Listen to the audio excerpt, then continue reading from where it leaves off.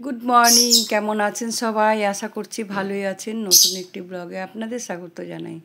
সকালের কাজকর্ম প্রায় হয়ে গেছে, রান্নাঘরটা পরিষ্কার করে নিয়েছি। ওই দেখো চুনু চিল্লাচ্ছে। তো কয়েকটা জামা কাপড় কেচে নিয়েছিলাম। প্রত্যেক দিনই আমার নাইটি এসব কাচতে হয়।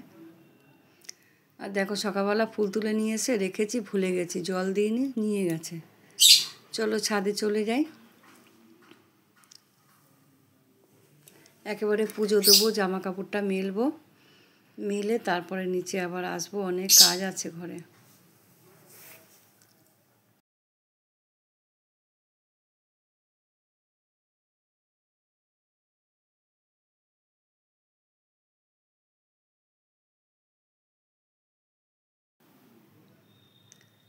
তো ঠাকুর ঘরটা পরিষ্কার করে নেব।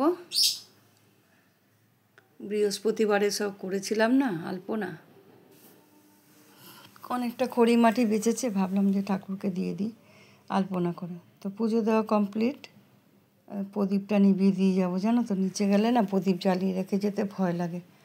আমাদের এখানে ধূপকাঠি লেগে আগুন লেগে গেছিলো ধূপকাঠিতে। তো কয়েকটা নাইটি নিয়ে এসেছিলাম কেচে, এখন মেলে দেবো।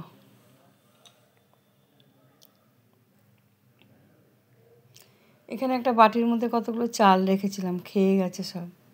আবার কতগুলো চাল রেখে দেব, ওদের নিজের মতন ওরা নিজেরা খেয়ে নেবে। গাছগুলো সব ঝিমিয়ে গেছে, একটু গাছের মধ্যে একটু জল দেব।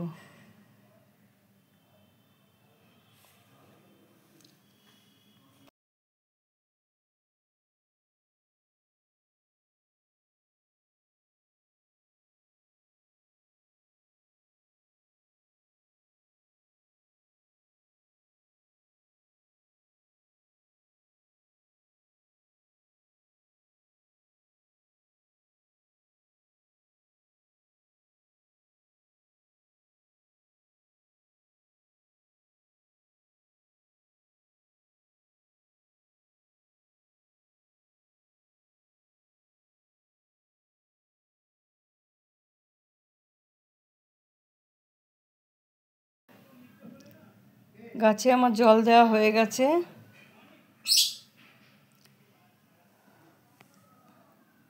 নাইটিটা মেলেছিলাম, ক্লিপ লাগিয়ে দিয়ে যাব, নাহলে এত হাওয়া দেয় না ওপরে, সব নিচে ফেলে দেয় একদম। আর কিছু কয়েকটা নাইটি শুকিয়েছিল, নিয়ে চলে যাব।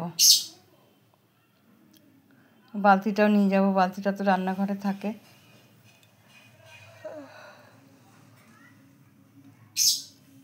এখানে দেখো মাছ, আর এই যে কত কিছু কিনে নিয়ে এসছে আমার ছেলে, বিস্কুট, পাস্তা, এটা হলো ম্যাগি, আর এই যে টমেটো সস। খুব কম দামে নিয়ে এসেছি জানো কিনে। তারপরে বিকালবেলা চলে গিয়েছিলাম একটু মার্কেটে। বৃষ্টি কি, বাপ রে বাপ!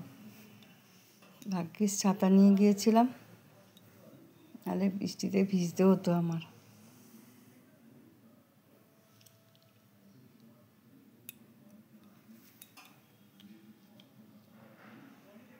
এখানে রাত্রিবেলা আবার দেখো মাছের ঝোলটা গরম করছি, আর এখানে কটা রুটি করে নিয়েছি, 4-5টা মতন। আমি ভাত খেয়ে নেব, আর আমার কর্তামশাইকে রুটি দিয়ে দেবো। আজকের মতন এটুকুই, আবার আসছে আগামীকাল।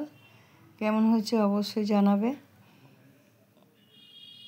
আর ভালো লাগলে অবশ্যই কমেন্ট করে জানাবে।